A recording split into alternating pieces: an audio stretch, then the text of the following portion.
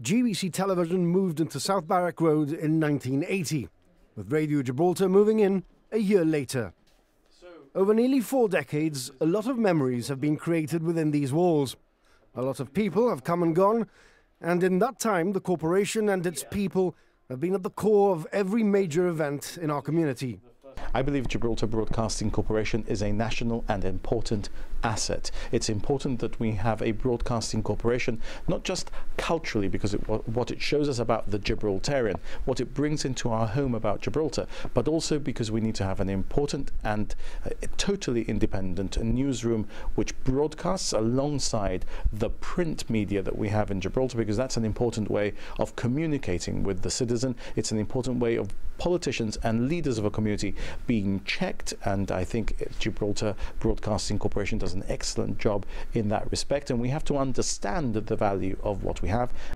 But times have changed.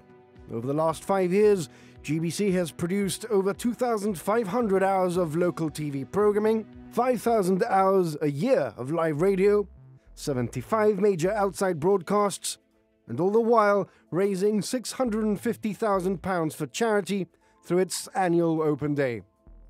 It has now outgrown its surroundings, and it's time for a new home.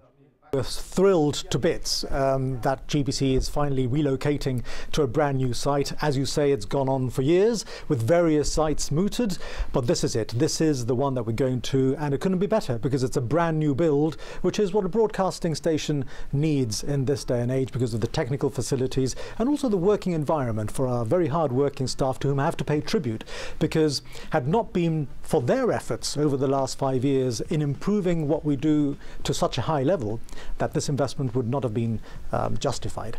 But it is, because the product that GBC now puts out on television and indeed on radio and online is by far superior to what we had till 2012. We've been committed to finding GBC a new home since our first election in 2011. Identifying the right site and ensuring we'd have a bespoke building for GBC has been complex. We've looked at many different options. We recently went out for expressions of interest in respect of the site, where the Queen's Cinema used to be and where the Queen's Hotel used to be. We weren't satisfied with what came back in respect of that potential site. We had already started to negotiate an alternative site, and therefore we've gone ahead, and today we've signed contracts for that alternative site, which is the new facility at South Jumpers building. How much is it going to cost? The facility is going to cost, to purchase, if we exercise the option to purchase, approximately £7.5 million. We have the option to exercise the right to buy in the first 5 years of the lease. The lease will cost us £300,000 a year when we start the process of leasing, and we intend to lease first and make a decision about purchasing once GBC is in its new home. GBC's new purpose-built studio project is already underway. The contractors, Sharak Shand, have begun consulting with studio designers, and the restoration of Jumpers Bastion has started. Estimated time of completion is 2 years from now. The Chief Minister says he expects to take part in the leaders' debate ahead of the next election from the new complex. Sadly for you, you won't be able to enjoy it for a great deal of time before your retirement.